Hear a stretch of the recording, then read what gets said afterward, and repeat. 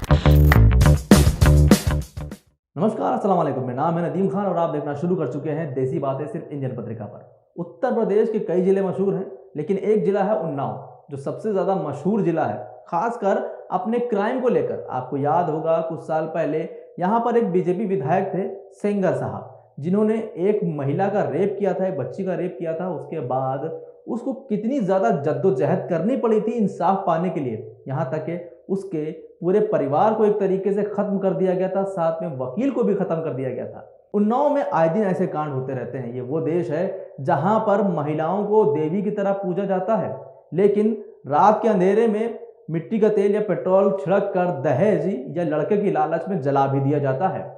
जी हाँ, उन्नाव ही जिले में एक ऐसा कांड हुआ है। नाम है उस महिला का, उस पीड़ित महिला का हिना, जो संडीले के रहने वाले ही है, हरदोई जिला लगता है, जिसकी शादी रसूलपुर के रहने वाले शख्स सिराज से हुई थी। कुछ महीनों तक के सब कुछ ठीक चला, लेकिन हालात बिगड़ते गए और मारपीट का जो दौर था वो जारी हो गया। लड़की के घर वालों का माने तो उनका आरोप है कि लड़का जो सिराज है वो बहुत मारता था उनकी बेटी को, आए दिन परेशान करता था। क्यों? क्योंकि लड़का नहीं था। 3 लड़कियां बताई जा रही हैं इनकी हुई थी, एक लड़का भी है, 4 बच्चों के बाप हैं। मगर लड़के की चाहत ऐसी कि जो इस बार बच्ची हुई तो उससे पहले ही उसको धमका दिया गया था कि अगर इस बार लड़की हुई तो तुमको जिंदा जला देंगे। यही हुआ भी कि इस बार जैसे ही बच्ची हुई, बस फिर क्या था, वो जो दानव था, वो जो शैतान था लड़के और लड़के के परिवार के अंदर, वो बाहर आ गया और इस शैतान ने एक मासूम लड़की हिना को अपनी चपेट में ले लिया, उसको जिंदा जला दिया गया। जो हमारे पास सबूत मिले हैं, जो हमारे पास हमने देखा है, जो चीज़ें आई हैं, उसमें एक उसकी बेटी का वीडियो भी है जो मासूमियत भरी है, बहुत ज़्यादा मासूम है, बेचारी रो रही है और बयान कर रही है अपने दर्द को, अपनी माँ के दर्द को, कि किस तरीके से लड़के के परिवार वाले, उसके पिता कितना टॉर्चर करते थे उसकी माँ को, कितना तड़पा तड़पा कर मारा है। हम पहले आपको उस बच्ची का वीडियो दिखाएंगे ताकि आपको भी समझ में आए कितना दर्दनाक हादसा है ये। अदीबा फातिमा, मेरी ये मुन्नी सुगरा फातिमा, मेरी मुन्नी के होने की वजह से मेरे पापा ने और मेरे पापा के घर वालों ने मिलकर मेरी माँ को जलाकर मार दिया। मेरी माँ को तड़पा तड़पा कर मार डाला। मेरी माँ की हमको बहुत याद आती है, लेकिन हम कुछ नहीं कर पाते, कहाँ से अपनी माँ को हम लाए। लेकिन मेरे पापा ने मेरी माँ को जलाकर मार दिया। अगर बेटी होना गुनाह है तो आप लोग बताइए, हम लोग अपनी जान दे देंगे। अगर नहीं गुनाह है तो मुझे इंसाफ दिलाइए। दुनिया के सारे योगी अंकल से और दुनिया के सारे अंकल आंटियों से मुझे इंसाफ दिलाइए। सिर्फ इस वजह से मेरे पापा ने आग लगाई थी कि बेटी हुई है। मेरे पापा ने मुझे बेसहारा छोड़ दिया। इसको कहाँ से पूरा करें? ये तो इसका तो पेट भर लेंगे, लेकिन हम क्या करें? मुझे पापा ने बेसहारा छोड़ दिया है। तो देखा आपने, बच्ची ने पूरा वाकया बताया कि किस तरीके से उसकी माँ को तड़पा तड़पा कर मार दिया गया।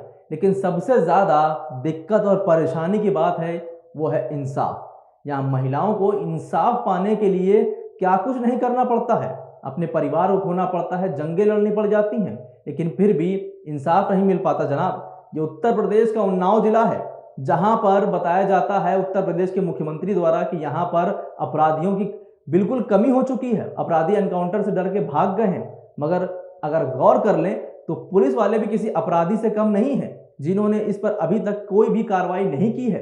एफआईआर तक दर्ज नहीं की गई है, बाकी तो आगे की कार्रवाई आप भूल ही जाइए।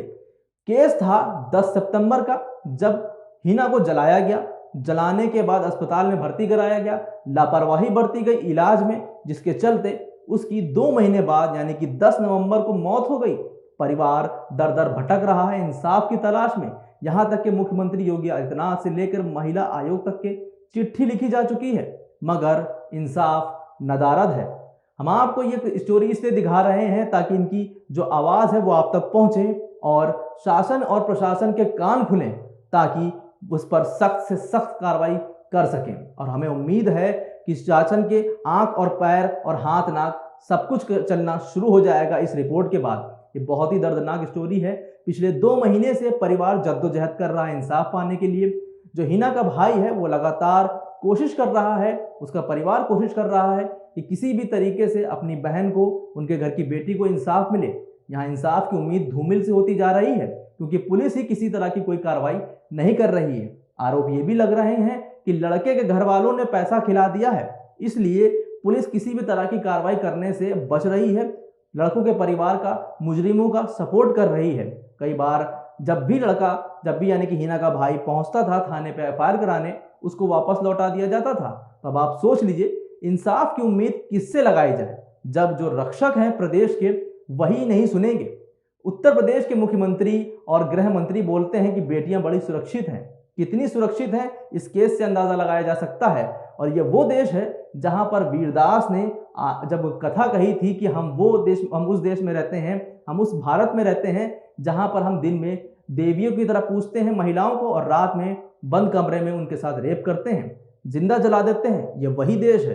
तो क्या गलत था? तब विरोध हो रहा था। विरोध करने से पहले हमें ऐसे केसेस पर नजर डालनी चाहिए कि क्या वाकई में भारत महिलाओं के लिए बहुत ज्यादा सुरक्षित है। मगर ऐसे केसेस में तो नहीं लगता। अब इंसाफ के लिए दर दर परिवार भटक रहा है और उम्मीद कर रहा है कि उसको जल्द से जल्द इंसाफ मिलेगा। आपको क्या कहना है इस पूरी खबर पर, हमें कमेंट करके जरूर बताइए और हमारा सपोर्ट कीजिए ताकि हम इस परिवार को इंसाफ दिलाने में मदद कर सकें। और ज़्यादा से ज़्यादा आपका सपोर्ट इस परिवार को इंसाफ दिलाने में मदद करेगा। इसलिए वीडियो को शेयर कीजिए, लाइक कीजिए और साथ ही हमारे चैनल को सब्सक्राइब कीजिए, क्योंकि इस केस पर हमारी बराबर नज़र बनी रहेगी ताकि परिवार को इंसाफ दिलाया जा सके। अभी के लिए बस इतना ही। नमस्कार, खुदा हाफिज, जय हिंद।